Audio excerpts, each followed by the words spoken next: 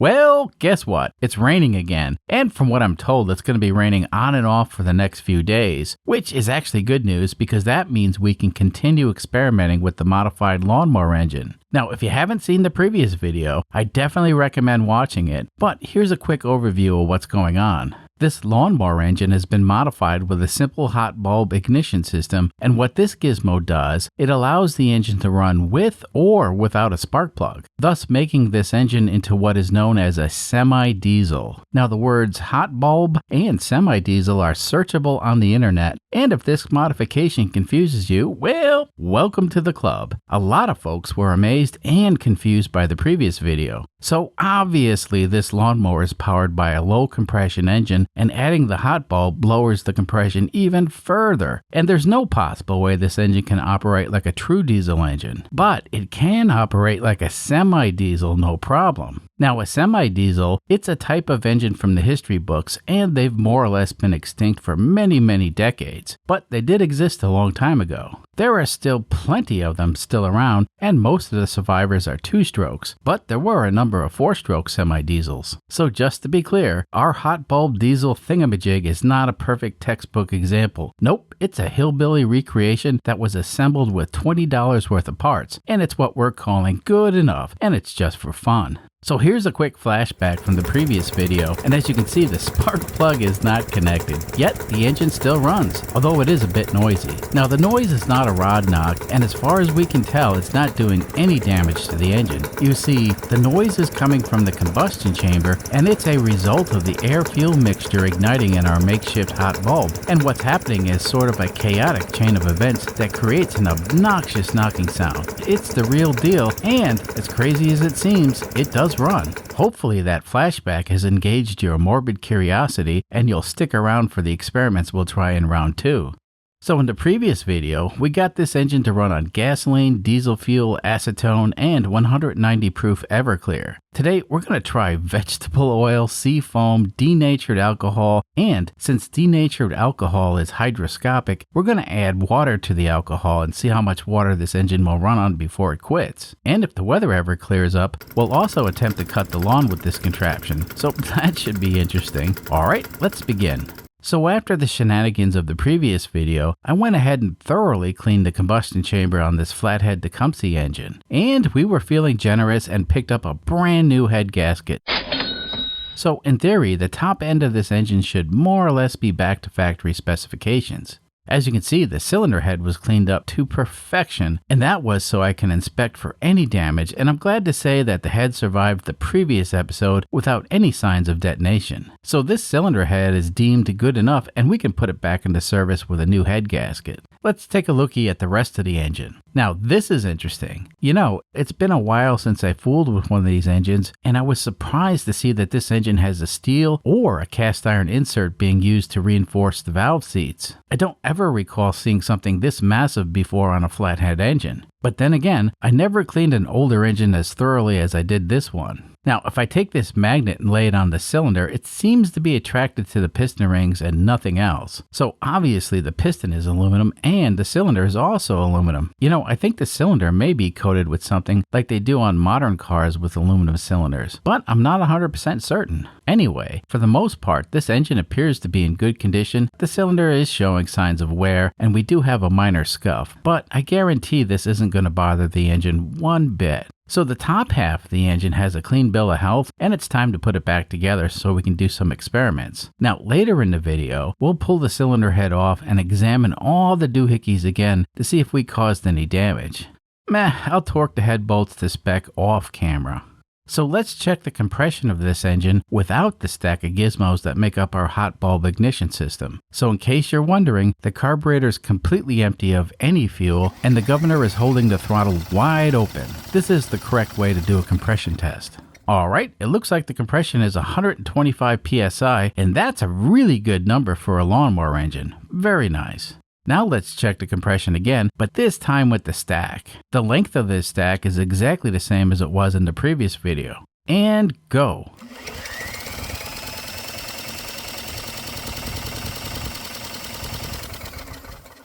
Alright, that's a lot lower, and it looks like we're at 62 psi, which is damn near half the compression we showed a moment ago. So yeah, it's amazing the engine will run at all, especially on diesel fuel. However, keep in mind, when the engine's running on diesel fuel, it's running as a half-ass hot bulb semi-diesel and not a true diesel. There's a huge difference. Alright, let the games begin. Okay, well, here's a few things I need to discuss before we have some fun. Everything we're going to be doing today has been requested by the folks who watched the previous video. Now, we didn't have a lot of time to set up for all these experiments, and that's because we didn't expect it to rain so soon. Anyway, the carburetor we're using for this experiment is a replacement unit from Amazon. Now, this carburetor is not special except for the fact that it has an adjustment screw for the main jet, which is a very nice feature that's not found on modern carburetors. But it's completely normal on a lot of older carburetors. Now, we purchased this carb for this experiment a while ago, and apparently this carburetor is no longer available from the vendor. So, if you want something like this, you're gonna have to do some searching. Anyway, this main jet adjustment screw will allow us to fine-tune the mixture while the engine's running, and that way, we can get the engine to run at its best. The focus on today's experiments will be how the engine runs on various types of fuel with no spark plug. And that's because we're interested in the semi-diesel aspect of this engine right now. In order to save time, we installed a quick fuel dump system, and that allows us to start the engine on gasoline. Once the engine gets up to the right temperature, then we can disconnect the spark plug and dump the gasoline and quickly switch over to the test fuel. Now, once we switch the fuel, it's going to take a few minutes for the engine to gradually start running on the test fuel, and that'll allow us time to adjust the carburetor if necessary. Okay, I hope you got all that. So this first test is kind of a fuel consumption test, and we want to see how long the engine will run once we dump the fuel supply. This test actually has very surprising results, and we did it multiple times. However, in the interest of saving time, we'll only show you one comparison. So for the baseline test, the engine will be completely normal and it'll be operated as the manufacturer intended. And what that means is, we're not going to be running that silly stack of thingies, and it's just going to be a regular spark plug. So we're going to let the engine warm up for a few minutes and then dump the fuel supply and see how long the engine will run with whatever fuel is left in the carburetor float chamber. Of course, we're going to edit this for time constraints. Okay, now I'm going to dump the fuel supply and the timer will begin.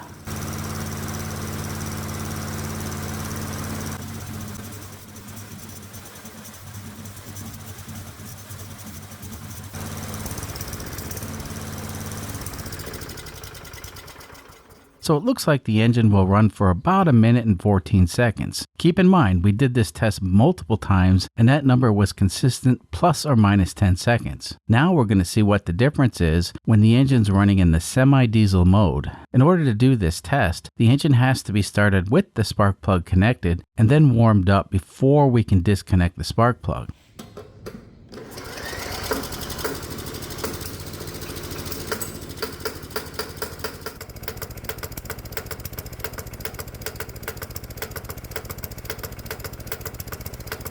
So as the engine's warming up, I'll adjust the carburetor to get it to run a little bit smoother. And it turns out the engine actually wants less fuel, so I'm leaning out the mixture. Ah, yes, that sounds pretty good.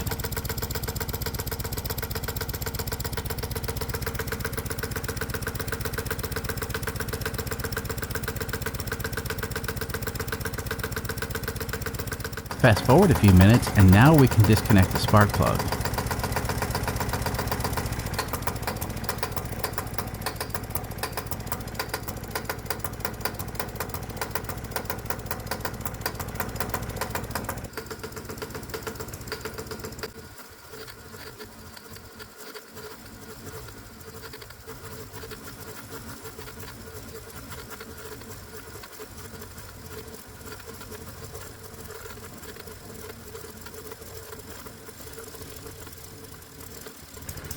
So that's interesting in multiple ways. Let's take a look at the results. So as a semi-diesel, the engine ran for 2 minutes and 12 seconds longer on the fuel that was remaining in the carburetor. And in this case, the fuel was gasoline. And of course, we did this multiple times with similar results. So it's important to keep in mind, this engine was not designed for the abuse we're doing to it, and while this is an interesting observation, we don't necessarily want to focus on it right now. And that's because the way this engine sounds when it's running as a semi-diesel, well, it sounds like it's seconds away from blowing up. So let's move on. In theory, we shouldn't need a spark plug to get the engine running, and if we take a torch to the stack and heat it up, the engine should start up. Let's try that.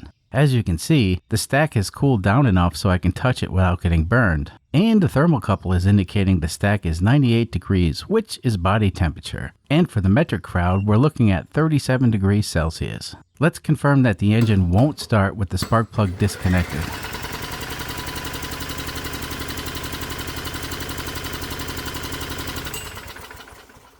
Nope, nothing. And that was to be expected. This engine doesn't have enough compression to auto-ignite the fuel. So let's heat up the stack with the torch. In the previous video, we learned that the stack needs to be about 900 degrees Fahrenheit for the engine to start, and unfortunately, this torch is having a tough time getting the stack up to temp. I've been at this for a while now, so let's just try heating one section up and see if that's enough to get the engine running.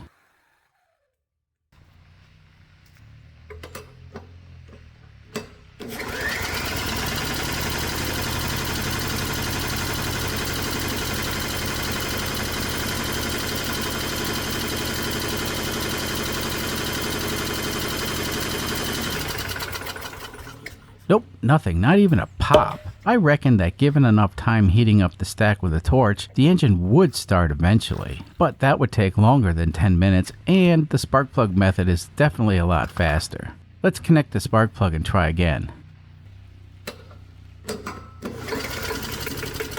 Yep, the spark plug is definitely the way to go on this engine. You know, heating up the stack with the torch may work if given enough time, but the spark plug is significantly easier.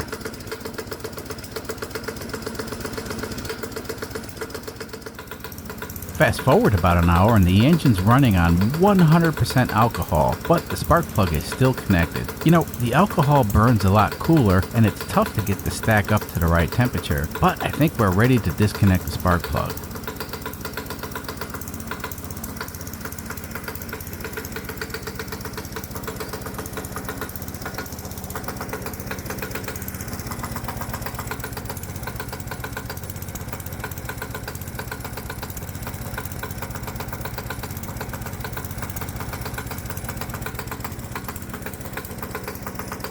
Wow, it makes no difference in the way the engine sounds.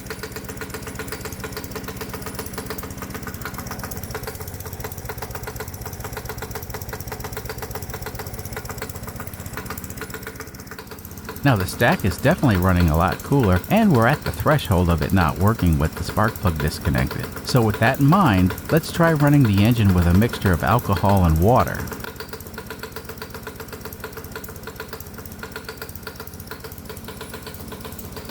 This container has 225 milliliters of alcohol, and we're going to add 50 milliliters of water, and that should give us a mixture of 18% water in this batch. Now, alcohol is hygroscopic, which means it'll absorb water from the air, and it has no problem mixing with the water like we're doing right now.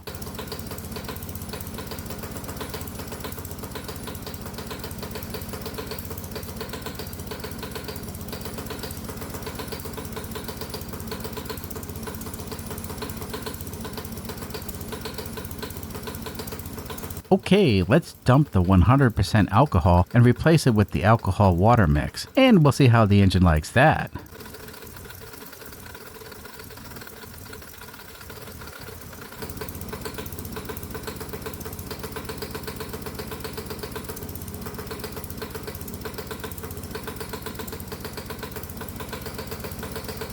So the carburetor has been adjusted to allow the engine to run a little bit richer, and the effects of the new mixture will happen a lot quicker.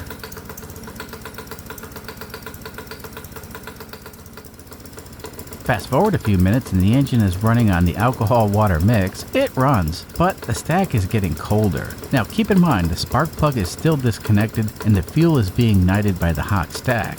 we really can't afford to let the stack get any colder. Now, if we did connect the spark plug, we could likely increase the amount of water we can add to the alcohol, and perhaps that's an experiment for another day. Today, we want to see how this engine runs on various fuels while the spark plug is disconnected, and I think we're at the limit right now with the water alcohol mix.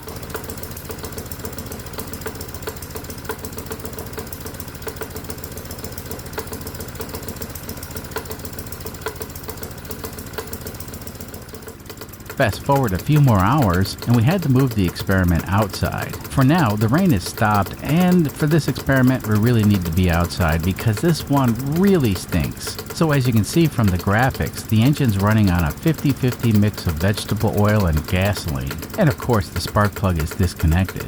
Anyway, now that the engine's adjusted for this mix, let's dump in pure vegetable oil. This stuff is probably too thick to atomize properly.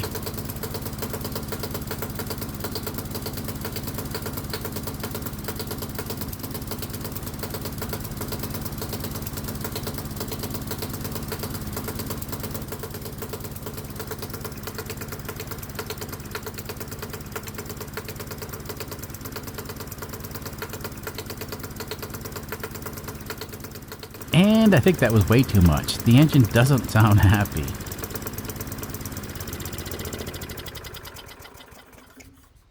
So yeah, the engine will definitely run on a 50-50 mix, but it won't run on 100% vegetable oil for a number of reasons, and I think the outcome was pretty obvious, but we did it nonetheless. So right now the stack is made up of 8 non-Fowler segments, which is 2 more than it needs to be. You see, the minimum number we can run is 6. Any less than that and the engine won't run with the spark plug disconnected. So let's drop the stack down to 6, get the engine running again on gasoline, and try cutting the lawn. And after that, we'll do the same thing but with pure diesel fuel.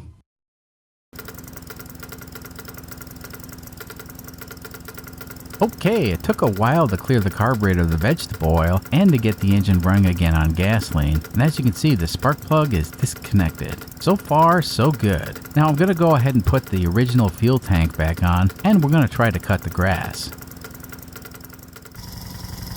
Uh-oh, Mr. Bunny Rabbit's looking very annoyed. Apparently listening to this engine struggle for nearly 4 hours has got this guy really pissed off. Meh, he'll get over it. Well, unfortunately not much of a lawn, but the good news is it's wet. Let's see how the lawnmower does.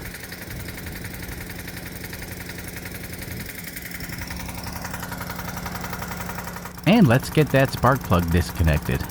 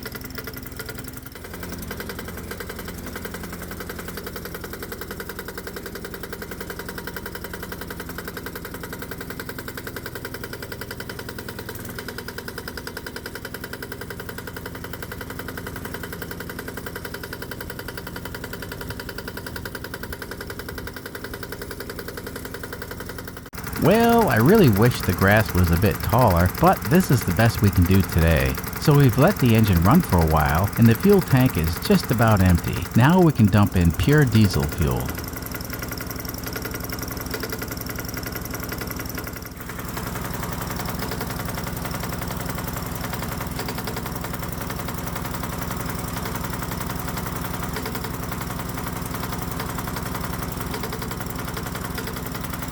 So we're going to wait about 10 minutes, and that'll guarantee that this engine's running on pure diesel fuel. Fast forward 10 minutes and the engine's definitely running on pure diesel. The carburetor had to be adjusted for a richer mixture to get the engine to run a little bit smoother.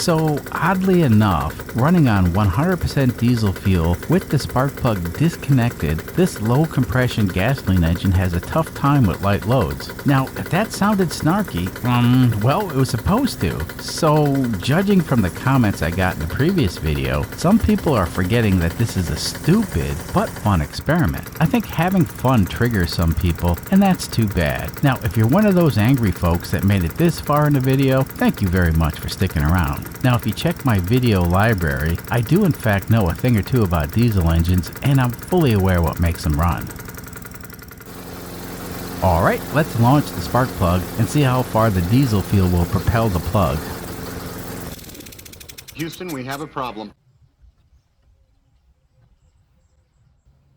Well, that's not very far. You see, when we accidentally launched the spark plug in the last video when the engine was running on gasoline, I think we were able to go 3 or 4 times the distance. So, gasoline has better launch properties, that's for sure. Now, since the engine's all warmed up, let's get rid of the silly stack and put a normal spark plug in so we can see how the engine runs on pure diesel fuel. Clear prop.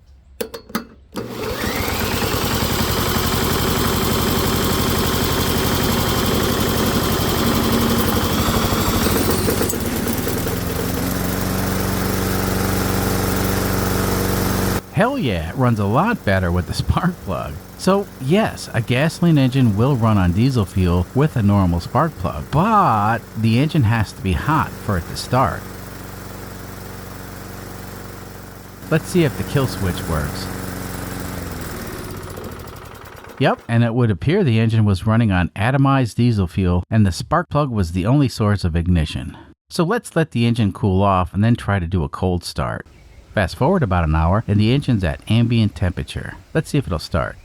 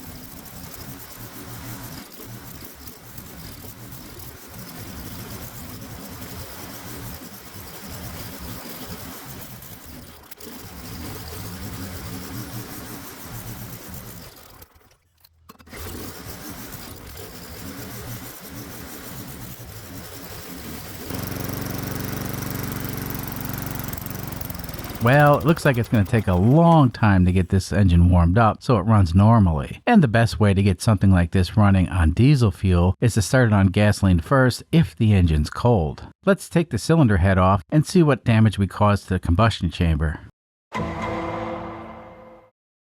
Well, here we are again, and we're back right where we started. At the completion of round 2, this engine has accumulated close to 8 hours of abuse, and it still runs fine. I guess I should mention that we actually did do the seafoam experiment, but this engine wouldn't run on that stuff with the spark plug disconnected, so it's not worth watching. It's just a lot of smoke. Let's start off the examination with a good old compression test.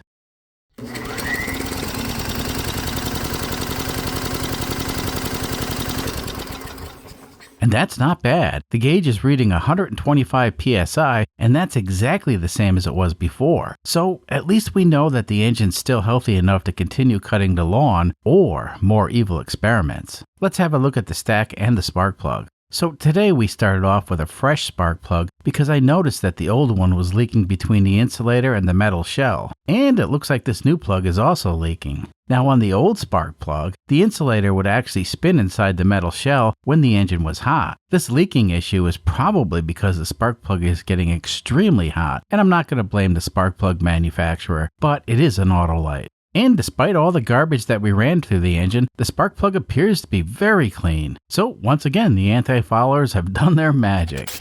Let's have a look under the cylinder head. So right away I can see that the head gasket appears to be in perfect condition. Yeah, it's got a bit of oil on it, but that's just oil that dripped on it when I loosened the head bolts. The cylinder head looks pretty much normal considering what it's been through, and the only interesting thing I can see is this area here. It appears to be a lot cleaner than the rest of the cylinder head. It's definitely interesting, but it's not remarkable. Alright, let's move on. On the engine block, well, it looks like we have a lot of carbon buildup, and this area appears to be a lot cleaner. If I had to guess, I'd say most of this junk was from running the vegetable oil and the gasoline mix. Now that stuff was nasty, but I reckon the diesel fuel could have also left this mess. You know, with only 4 hours of runtime today, I would expect very light coating of carbon, just like it is over here. The good news is, I don't see any damage to the aluminum, and both this and the cylinder head will clean up pretty much as good as it was before the test. Now if I move the piston down into the bore a little bit, we can see something's going on here. That's interesting. It would appear that we have some sort of condition developing. On the before shot, you can see this area has a light shadow of something, and in the after photo, it appears to have gotten a lot worse. Now this is not oil. I wiped the surface before I shot the photo, so it's interesting. Perhaps it's the beginning of a bigger problem, like piston ring damage or even piston damage. Now since this engine still runs perfectly fine, I'm not going to dig any deeper, and we'll let whatever this is continue to fester. At some point, it may be serious enough to have a better look. Anyway, here's a comparison shot of the anomaly, and at this point it's been documented, so we'll definitely keep an eye on it. Now today I was definitely taking notes, and I thought the most interesting test during today's experiment was the alcohol and water test. We only did 18% water, and it was pointless to go beyond that because, well, the engine would have likely stalled with the spark plug disconnected, and that's because the stack was at the critical go-no-go temperature. However, if we tried that again, but this time we leave the spark plug connected, I wonder how much water we could mix with the alcohol. Perhaps try different length stacks? I don't know, but it would be interesting to see just how far we could take this. Anyway, this silly and possibly pointless experiment has definitely yielded some interesting results and warrants further investigation. Of course, this is all just for fun, but I think it's starting to get interesting. If you like interesting, click on the like button and subscribe if you haven't done so already, and leave a comment if you want. I truly appreciate all the patrons who support this channel and all my subscribers who tune in every week. Perhaps we'll have another rainy day coming up soon. We'll see you next time. Until then.